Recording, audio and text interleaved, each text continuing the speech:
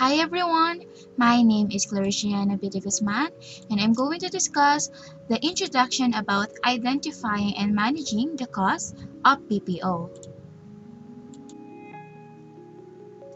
In identifying and managing the cost of BPO, it tackles about identifying and assessing the costs related to a BPO initiative that are essential to the outsourcing decision and can help organizations budget appropriately. And there are two primary areas of this concern, and these are financial costs and strategic costs. So what is financial costs? Financial costs are the hard costs associated with activities that must be undertaken to assess, launch, and maintain a BPO project. It is also known as the cost of the finances, and this is the cost of interest and other charges involved in the borrowing of money to build or purchase assets. And in study, it also says that financial costs are often self-evident. So now we are going to tackle about strategic costs. So what is strategic costs?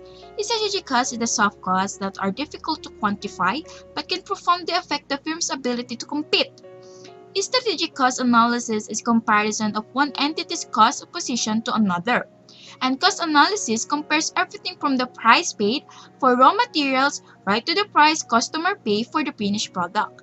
And sometimes, strategic costs may not be so clear because strategic cost goal focuses to determine whether or not one's company's costs are competitive with another's.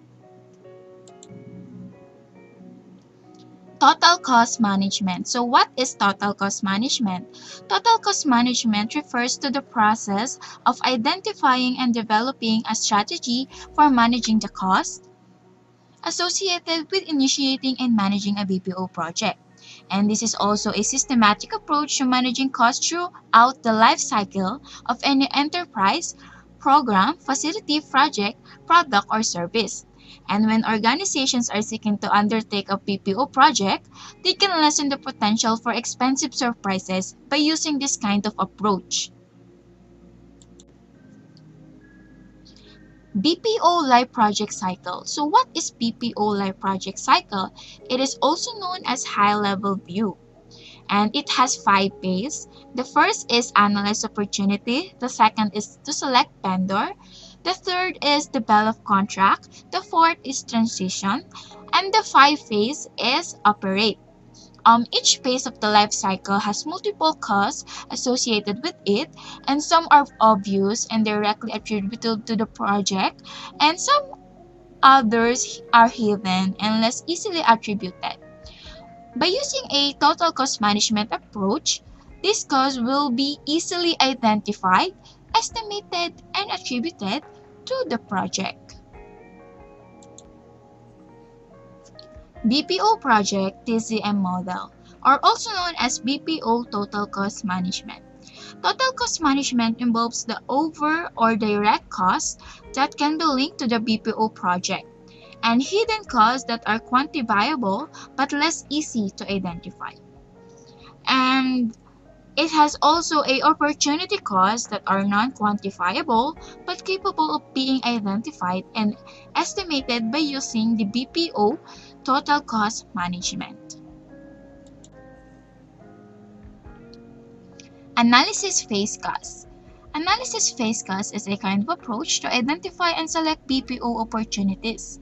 And organizations should use this kind of team approach so that they can easily identify and select BPO opportunities.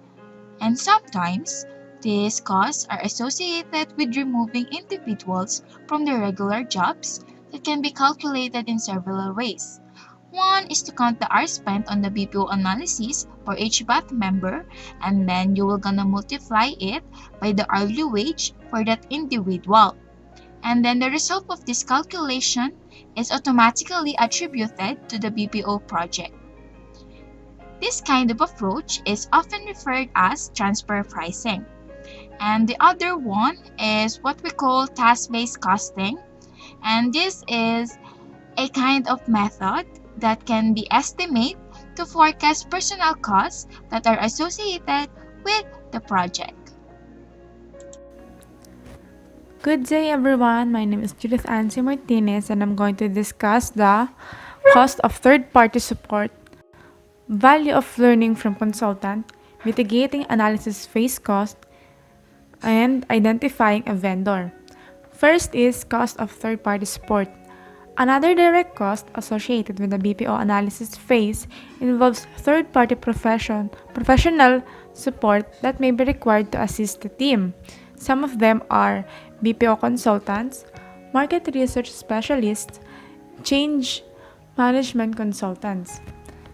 Yung BPO consultants, ito naman yung mga third-party professional that is hired and brought in by a company to assess the system, processes, strategy, and techniques of the business with productivity and efficiency in mind.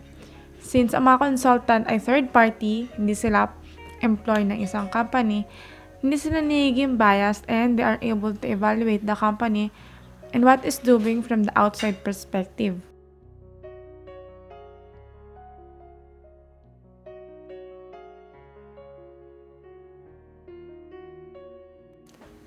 Essentially, yung mga consultants na ito ay nag-o-observe sa mga company kung paano nila hinahandle yung mga processes and nagbibigay sila ng mga suggestions sa mga company kung paano sila mag-i-improve to make them more efficient and productive.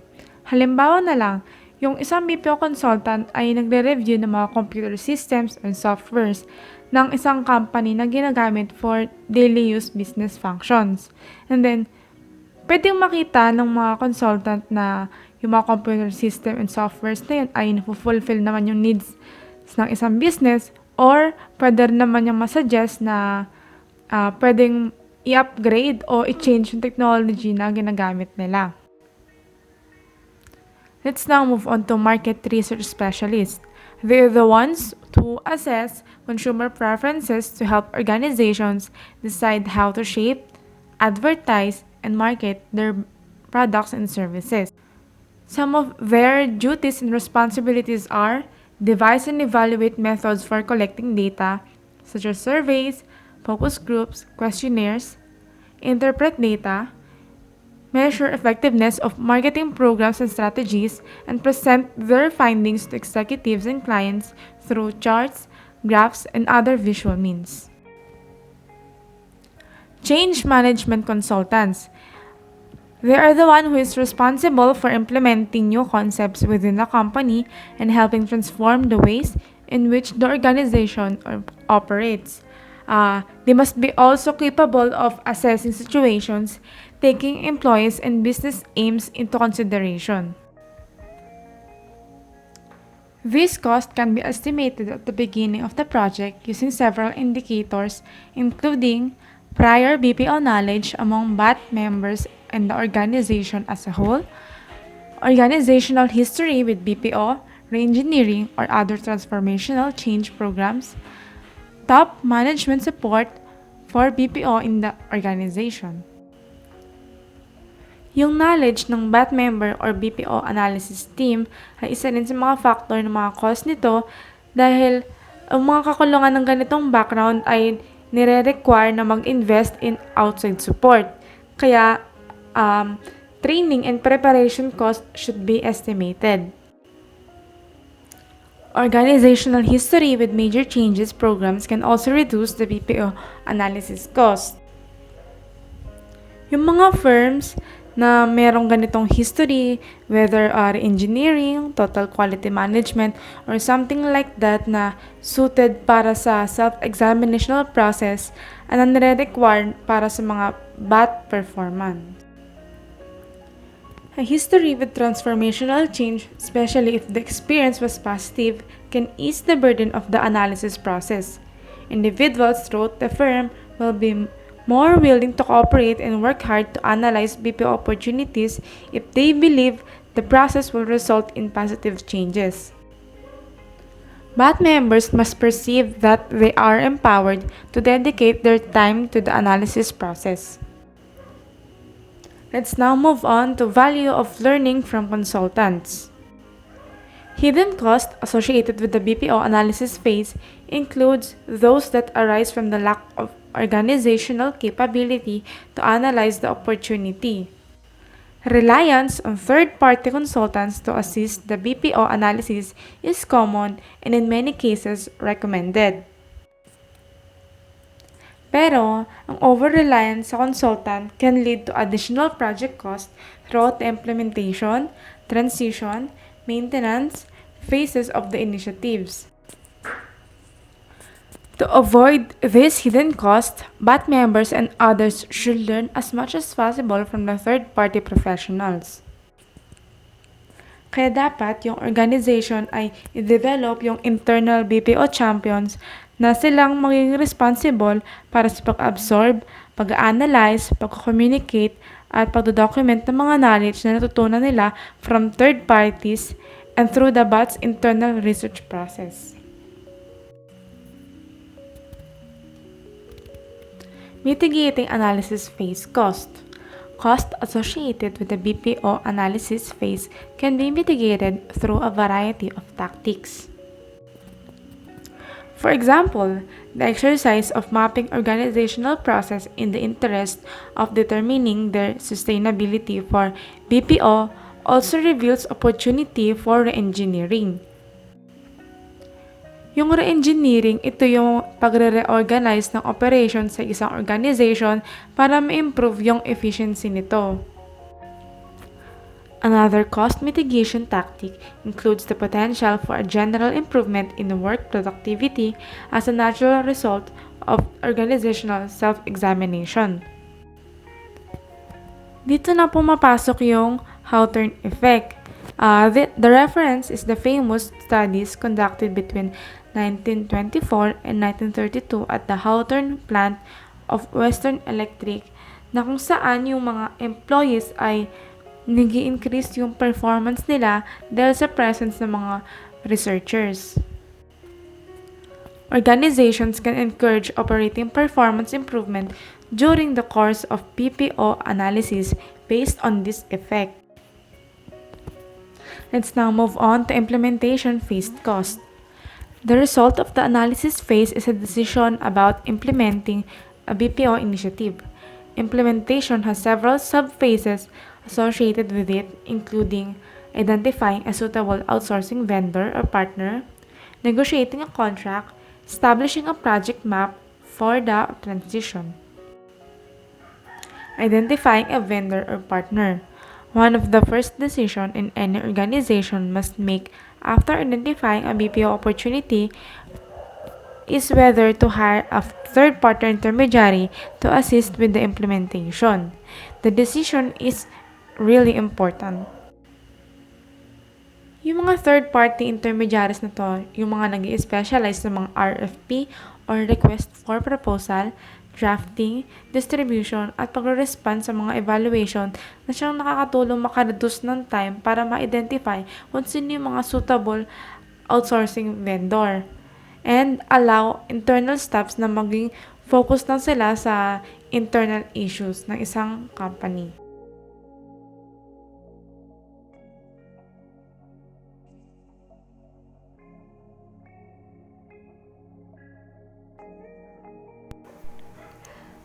Let's talk about implementation phase cost.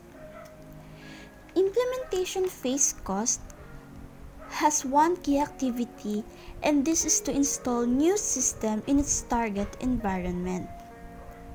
Implementation has several sub-phases associated with it, and it includes identifying a suitable outsourcing vendor or partner, negotiating a contract, and lastly, establishing a project map for the transitions. Now, let's talk about identifying a suitable outsourcing vendor or partner. Outsourcing is about creating a successful partnership. Choosing the right outsourcing service provider is crucial. It's not just about who offers lowest cost for its services, but it takes research and assessment to make an informed decision. Investing time doing both will help minimize risks and yield great dividends for your business. And why is it important? Because in today's fast-paced business world, Outsourcing continues to be a key driver for startup. Costs and benefits of internal and external implementations. The costs of implementing a BPO project can be mitigated using a variety of tactics, depending in part on whether the implementation is handled internally or externally. Internal implementation will provide the value-adding benefits of increased level of organizational learning and capability. The internal outsourcing manager or management team will be involved in drafting and distributing the RFP, responding to vendor inquiries, selecting a vendor, and initiating the BPO transition. Developing internal knowledge of these aspects of an implementation means the organization has acquired the capacity of additional BPO initiative in the future. The greatest value-added benefit is likely to be reduced time necessary for future BPO implementations, as well as a more effective implementation phase overall. Cost mitigation benefits associated with hiring a consultant to conduct the BPO implementation include a faster process and quite likely a more effective vendor relationship. Professional service firms skilled in matching client needs with vendor capacities are likely to be able to provide significant value to the BPO buyer. The BPO buyer can derive even greater benefits if the consultant is compensated in part based on vendor performance. This is just one example of contracting mechanisms and innovations that can be used during the implementation phase to reduce risk and increase benefits.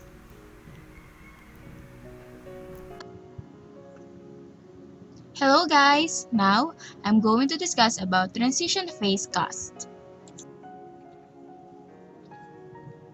Transition phase costs. These are the costs that are associated with the phase that are driven by 5 primary characteristics of the BPO buyer to vendor relationship.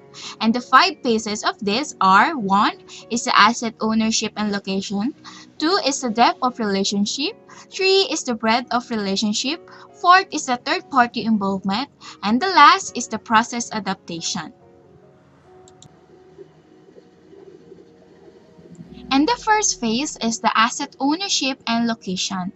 It concerns which firm will be better able to leverage people, technology, and other assets for competitive advantages, and where those assets should be located.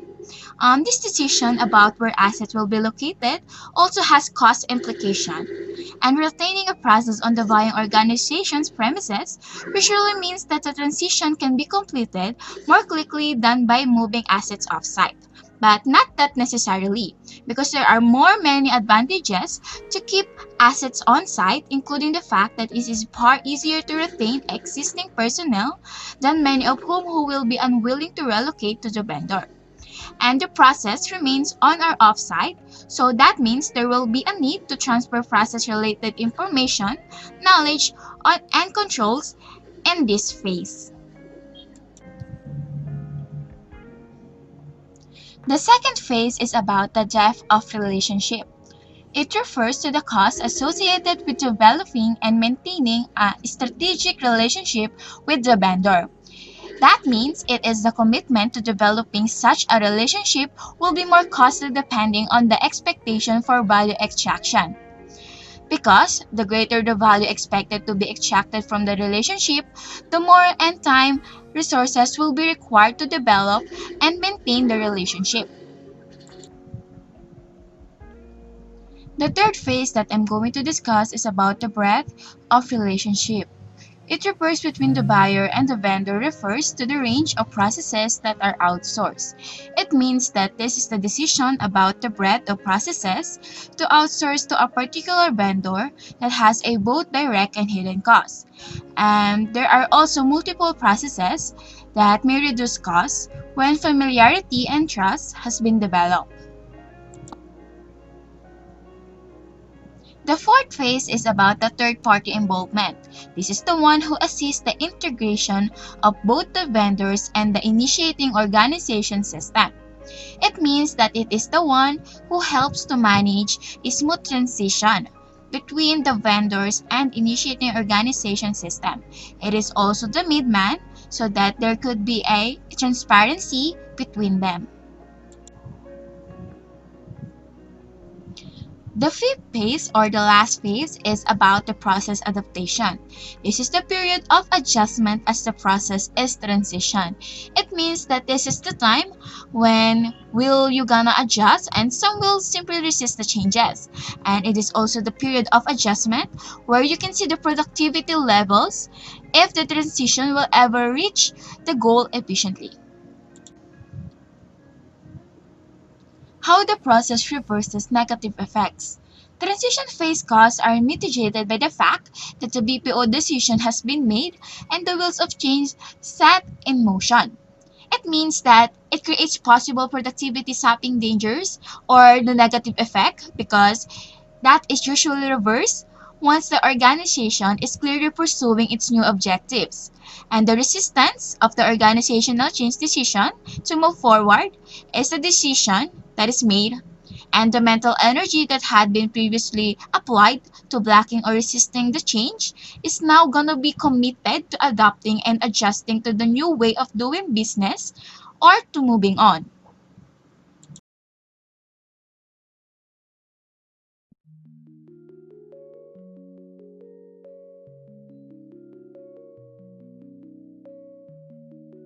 As mentioned, some BPO projects are undertaken primarily for cost reduction purposes and others primarily for strategic advantage purposes. The company defined operational cost as recurring activities including ongoing hardware and software management, production monitoring and control, such as maintenance, service, and repair. Any enhancement carried out during the life of the product, additional documentation such as online production data, quality and changes, and then finally, decommissioning including recycling cost, one-time cost only. This includes output per employee, overhead cost per unit of output, output per capital expenditure, output per asset. These standard productivity measures will enable the firm to assess the pre- and post-BPO impact. The measures This includes output per employee, overhead cost per unit of output, output per capital expenditure, output per asset. These standard productivity measures will enable the firm to assess the pre- and post-BPO impact. The measures must each include a time element to account for short-term variation. Before the process begins, organizations should collect data on several characteristics of the internal environment.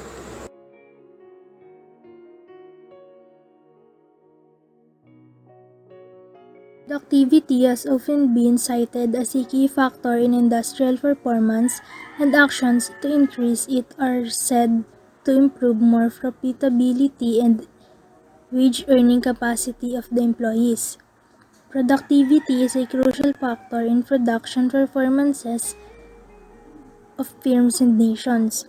Increasing national productivity can raise living standards because more real incomes improves people's ability to purchase goods and services, improve housing and education, and contribute to social and environmental programs. Productivity growth can also help businesses to be more profitable.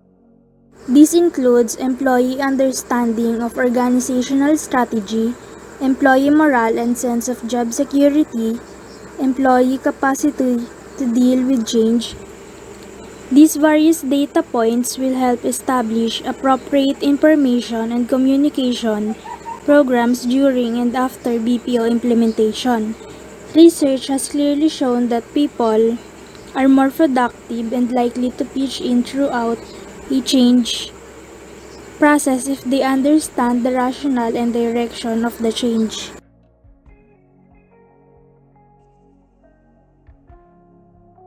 Fluctuation should be anticipated and accounted before launching the project. Still, normalization or improvement in productivity should be expected within a pre-established period and adjustments made to the BPO initiative if those targets are not being met. Qualitative measures of the BPO initiatives are far-reaching, including internal, external, and vendor-related metrics. Internal qualitative metrics will focus on a variety issues concerning the relative health of the organization. Effectively, managing the BPO rollout will require data collections before, during, and after the process.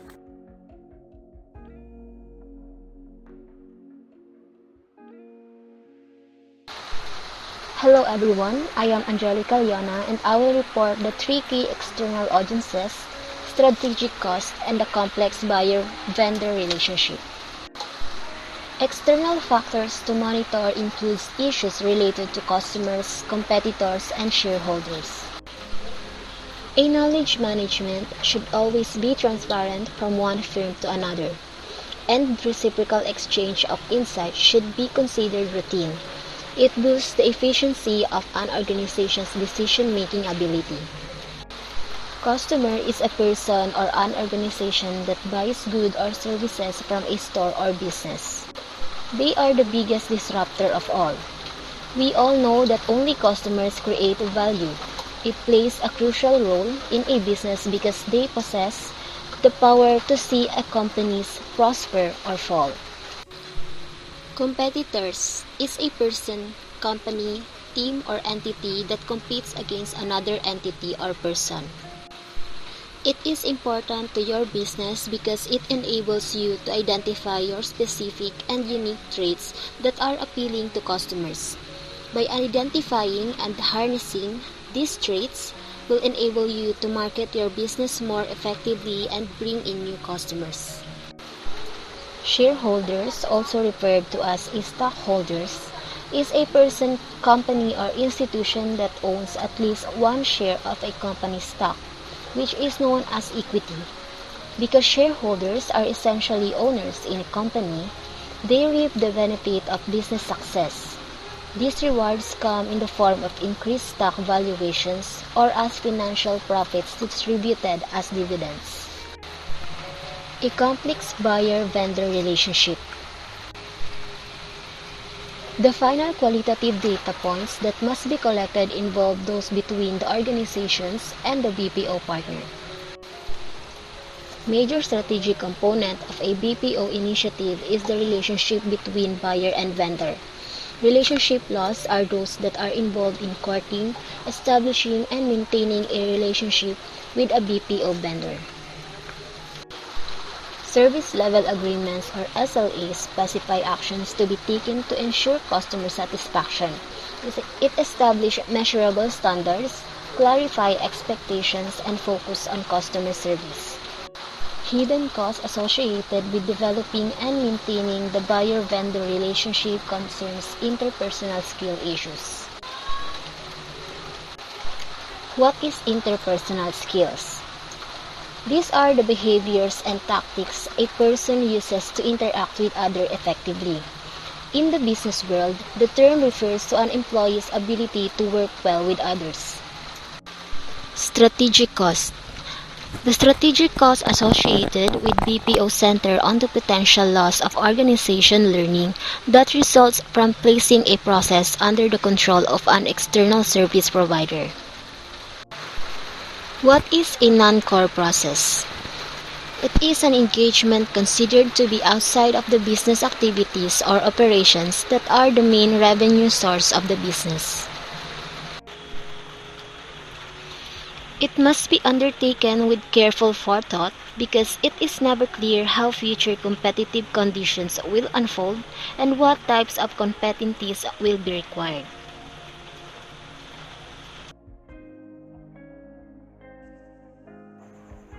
Hi everyone, I am Elizabeth B. Villapando of group number 3 and I will be discussing strategic cost, cost of a BPO relationship, avoiding a cat and mouse game on strategic cost, and applying TMC model or total management cost.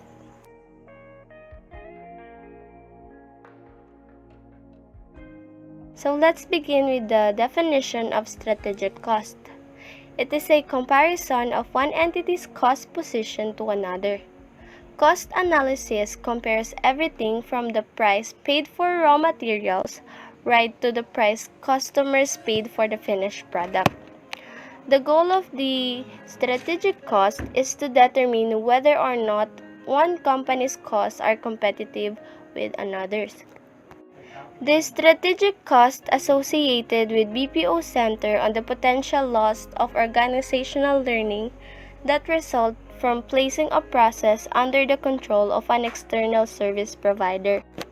Outsourcing must be undertaken with careful forethought because it is never clear how future competitive conditions will unfold and what types of competitors will be required. The major strategic component of BPO initiative is the relationship between the buyer and vendor. Relationship costs are those that are involved in courting, establishing, and maintaining a relationship with BPO vendor. This complex undertaking can be as far-reaching and comprehensive as a merger or joint venture. The complexity of the challenges of merging two formerly distinct enterprises is often too overwhelming for the executives who engineered the deal. A thoroughgoing BPO relationship can share many of complexities of a major merger or joint venture. Firms that determine to outsource back-office processes are entering into a relationship with a vendor that will have important competitive implications. The transition from one employer to another can have ripple effects throughout the organization, as uncertainty and fear are typically associated with changes of this type. Others near to or friendly with those who have a new employer may pick up on grumbling or criticism and wonder if they will be next in the line for such transition. In other words, the social contract between employer and employee, whether explicit or tacit, has the appearance of being violated when the employees are optioned to another firm. So next is avoiding a cat and mouse game on strategic cost. Strategic costs associated with outsourcing can be mitigated through appropriate vendor selection and contracting. Using a stringent selection procedures, it ensures that the vendor chosen has the intellectual, technological, and social resources to become a true partner in the success of BPO buyer. The buyer and the vendor relationship should not become a cat-and-mouse game focused on price issues. Rather, both sides should work to create positive sum outcomes from their deep relationship. The vendor should seek ways to help the buyer grow and participate in that growth. Likewise, rather than constantly beating the vendor's price, the BPO should seek to deepen the partnership and find ways to leverage the vendor's capacity for mutual benefit.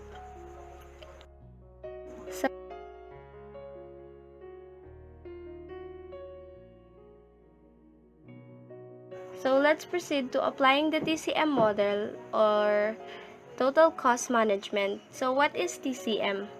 It is a systematic and structured approach to understand the cost of an organization, with the aim of providing a holistic framework to control, reduce, and eliminate cost. One technique for identifying, forecasting, and mitigating this cost is the total cost management. It is an effective tool for recognizing an overt as well as hidden cost. The costs associated with BPO initiative are many, and they can easily overwhelm the project and the project manager if they are not anticipated in advance. So,